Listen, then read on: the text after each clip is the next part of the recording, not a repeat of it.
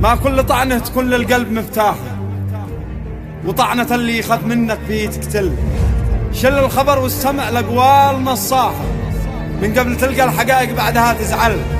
شوف المواجع تجي من أخبر راحة، بالذات لو جاء وشافك وانت متعرقل. واكبر وجع حين تشوف الخلق مرتاحة، وانت وحدك تدور للمشاكل حل. صح ان قلبي وجع وازدادت اجراحه، وقافله قفلة اللي لا ضجر يرحل. فكيف نخفي وجع والعين فضاحة، والجيت لا جار وقته كيف بيفعل. مثل الذي ما تهناشي من فلاحه، والناس تشتي تشوفه دايما يفشل.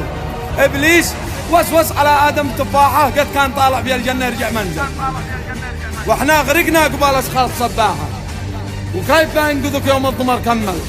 وكل متقن اداءه في مصلاحه، شل الذي له قفه ما عاد يتجمل.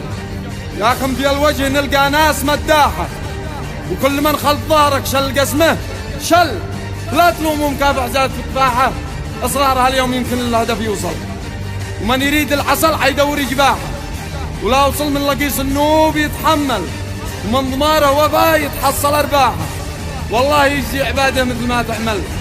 شوف المواقف تبين داخل الساحه، وين الذي يخبره في غيبته طول، وين الذي شفتهم للظاهر مرزاحه. وقت المضايق وشفنا بابهم قفل.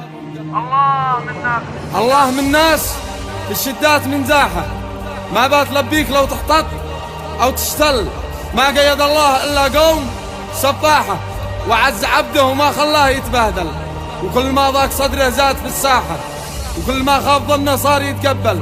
ما كل طعنة تكون للقلب مفتاحه، وطعنة اللي يخاف منك فيه تقتل، وطعنة اللي يخاف منك فيه تقتل. وسلامتكم.